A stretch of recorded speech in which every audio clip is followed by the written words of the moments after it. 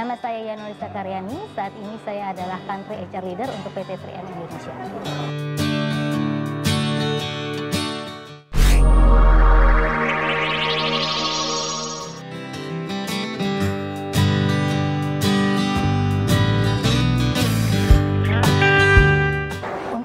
Sendiri performance appraisal itu kita menjalankan satu cycle dalam satu tahun, jadi setahun itu sekali gitu ya.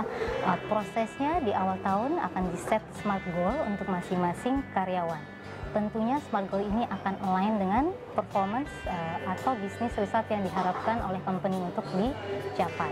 Kemudian kita ada yang kita sebut namanya feedback dan conversation one-on-one antara karyawan dengan supervisornya secara reguler. Diharapkan sebulan sekali minimal gitu ya, agar hal ini biar supervisor dan juga karyawan bisa men-track gitu ya, sampai di mana mereka, apa yang kurang, apa yang harus dicapai, apa yang harus ditingkatkan, agar nantinya pada saat akhir tahun gitu ya mereka bisa mencapai target yang sudah di-set. Gitu. Kurang lebih seperti itu, Mbak, prosesnya.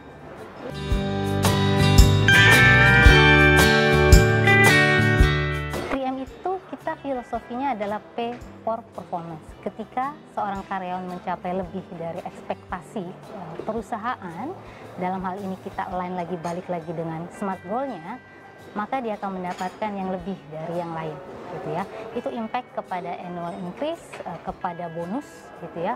Untuk yang hypo kita kadang-kadang juga ada special retention scheme, kita bisa bilang seperti itu.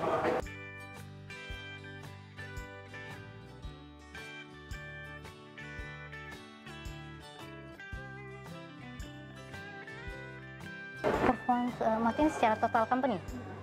Secara total company tentunya mungkin kita bisa juga menerima feedback dari karyawan gitu ya. Setiap kita nggak punya spesifik khusus gitu ya feedback, tetapi ketika saya tim HR melakukan one-on-one atau even supervisor melakukan one-on-one, salah satu pertanyaan yang biasa kita berikan adalah dari sisi company apa yang bisa kita improve.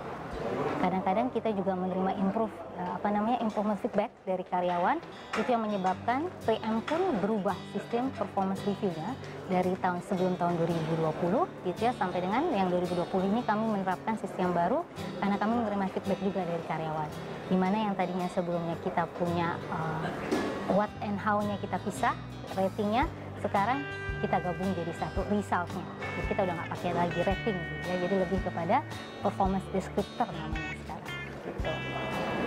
Itu mungkin salah satu ukurannya, mungkin lebih kepada let's say kepuasan karyawan dan bagaimana kita melakukan performance review ini secara objektif dan fair gitu.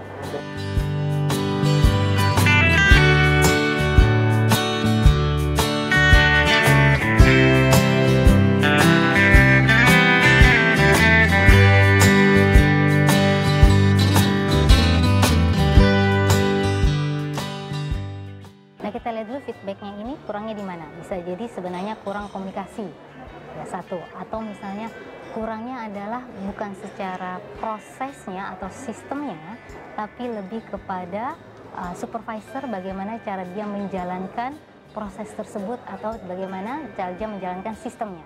Jadi kita bisa lihat kurangnya di mana dan dari situ kita bisa melihat yang mana yang harus kita improve. Karena not necessarily bahwa setiap tahun prosesnya harus kita rubah, enggak gitu. Karena itu kan sebuah proses yang kalau di training itu berlaku secara global gitu loh. Jadi mungkin lebih kepada bagaimana caranya kita bisa mengimplementasikan proses tersebut dengan baik dan benar gitu ya, sesuai juga dengan objektif perusahaan gitu. Biasanya sih lebih kepada capability supervisor gitu ya, dan mungkin juga understanding dari karyawan terhadap proses itu sendiri gitu.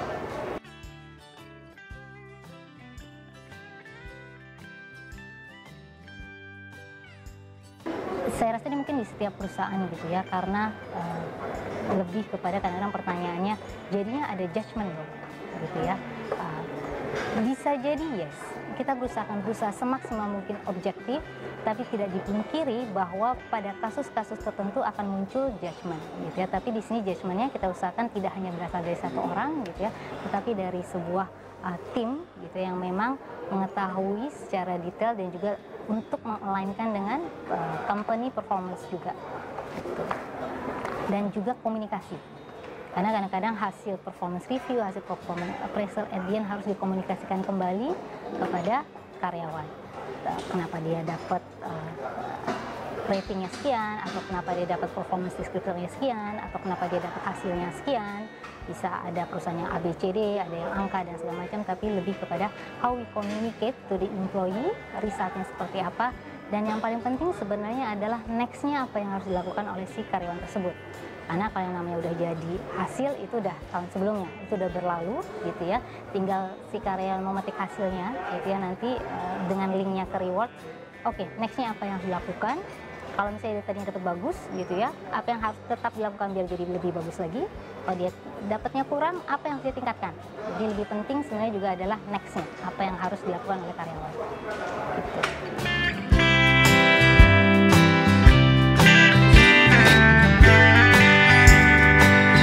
Kita sebut namanya performance corrective action.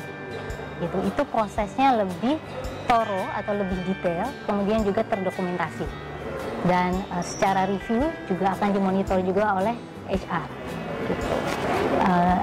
Untuk 3M kita masukkan juga di company regulation, gitu ya. Untuk masing-masing corrective action plan, kita sebutnya CAP itu jangka waktunya antara 1 sampai 3 bulan. Tapi bertahap, bisa dimulai dari informal, kemudian formalnya ada minimal 3 sampai kemudian sampai ke final. Jadi secara jangka waktu cukup panjang untuk memang memberikan kesempatan kepada karyawan untuk meningkatkan performance-nya. Karena tujuan akhirnya sebenarnya adalah mengembalikan karyawan ke performance-nya yang paling maksimal.